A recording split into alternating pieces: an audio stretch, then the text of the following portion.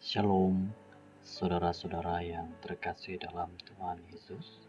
Puji syukur kita bersama lagi di dalam firman Tuhan pada saat ini. Mari kita sama-sama dengarkan firman Tuhan pada saat ini. Biarlah menjadi satu nasihat, dorongan bagi keluarga kita. Mari kita sama-sama berdoa. Tuhan, kami berdoa pada saat ini, Engkau memberkati, Engkau melindungi dan memberikan kami pemahaman yang baik. Inilah diri kami, dalam nama-Mu kami berserah. Amin. Judul firman Tuhan pada saat ini adalah Ibu Bapa sebagai pembuat murid. Simpanlah dalam hatimu kata-kata yang Kusimpankan kepadamu pada hari ini. Ajarkanlah kesemuanya dengan saksama kepada anak-anakmu, dan bicarakanlah semua itu ketika engkau duduk di rumahmu, ketika engkau dalam perjalanan, ketika engkau berbaring, dan ketika engkau bangun. Ikatkanlah semua itu sebagai tanda peringatan pada tangan dan dahimu. Kemudian tuliskanlah pada tiang-tiang rumahmu dan pada pintu-pintu gerbangmu.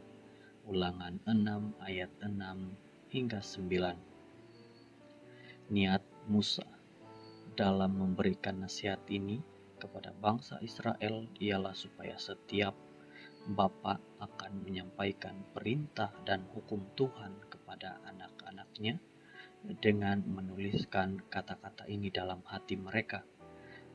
Mereka menghafal perintah-perintah Tuhan bagi mereka. Ini bukanlah kebenaran yang direka untuk diperdengarkan di rumah Tuhan, melainkan di rumah setiap orang Yahudi. Ini ialah bagian asas dalam pendidikan bagi setiap rumah tangga Yahudi. Sebagai seorang ibu atau bapak, salah satu keputusan yang paling penting yang kamu akan buat ialah berkenan dengan pendidikan anak kamu. Kamu akan perlu mempertimbangkan sekolah mana kamu akan menghantar anak kamu. Apakah persekitaran yang mereka akan terdedah semasa jam-jam persekolahan harian? Adakah ia sesuatu yang mencerminkan nilai-nilai yang sama yang kamu mau anak kamu tiru? Mungkin ini seperti menyatakan apa yang sudah jelas, tetapi adalah penting untuk menekankan bahwa persekitaran sekolah harus menyokong dan menguatkan nilai-nilai sebagai ibu bapa amalan di rumah. Pada dasarnya, ibu bapa harus mengambil peranan sebagai pembuat murid utama bagi anak-anak mereka. Pekerjaan ini tidak boleh ditinggalkan kepada guru Adventis, guru sekolah Sabat, atau pendeta. Sementara sekolah dan gereja sesungguhnya menyokong, menggalakkan, dan menguatkan nilai-nilai di rumah.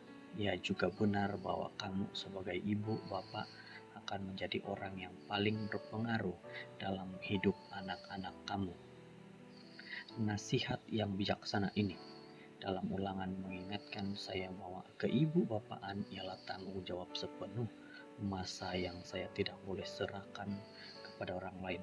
Ia berlaku 24 jam sehari, 365 hari setahun. Ia berlaku ketika saya duduk, ketika saya berdiri, ketika saya berbaring, dan ketika saya bangun. Keibu-bapaan, parenting, ialah satu kata-kata kerja dan bukan kata nama. Ia didefinisikan oleh kehidupan yang saya jalani dan oleh teladan yang saya tunjukkan. Tuhan akan letih dan tenggelam saat ini.